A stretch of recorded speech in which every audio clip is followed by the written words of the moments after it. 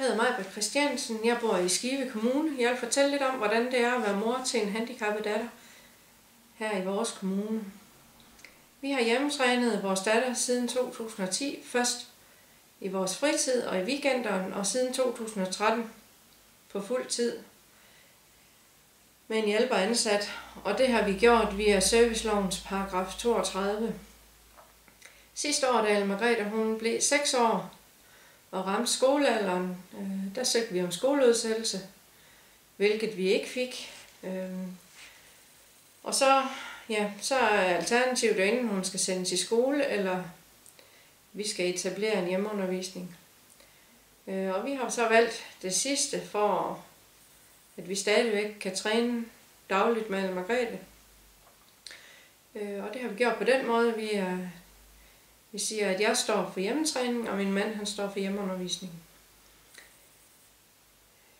Og det er så her vores store problemer med vores kommune har startet.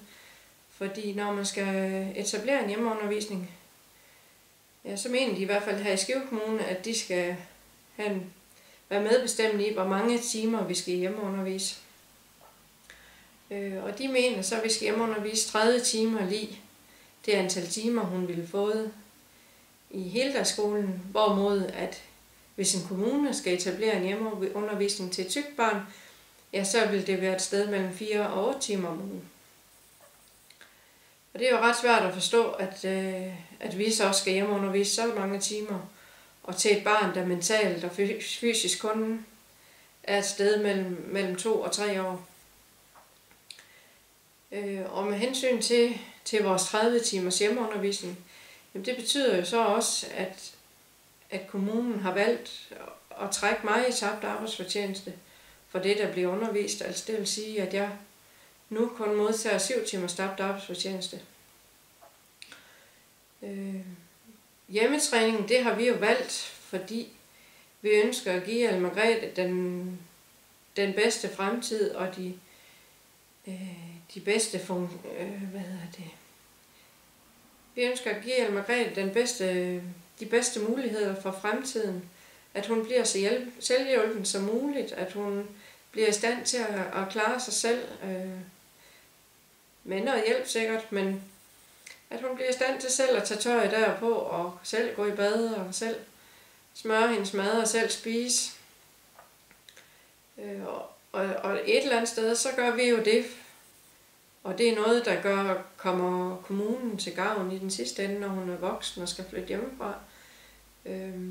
Og derfor er det så svært at forstå, at vi skal ramme så hårdt økonomisk, for at vi egentlig ønsker at give vores datter den bedste fremtid. I andre kommuner har man godt kunne lave løsninger med, at en person står for hjemmeundervisning, og en anden står for hjemmetræning, og den, der står for hjemmetræning, stadigvæk modtager fuldt tabt arbejdsfortjeneste. Men det kan vi altså åbenbart ikke her hos os. Og det vanskeligt gør jo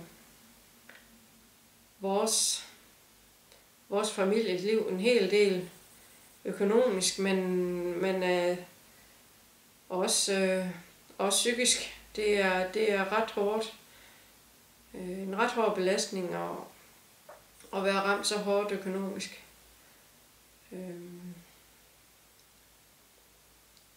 Og det er svært at vide, at der går andre familier rundt, hvor man sagtens rundt i Danmark, hvor man sagtens kan få tabt arbejdsfortjeneste for hjemmetræning på fuld tid, samtidig med, at det hjemmeundervises. Men det kan vi så ikke her i Skive.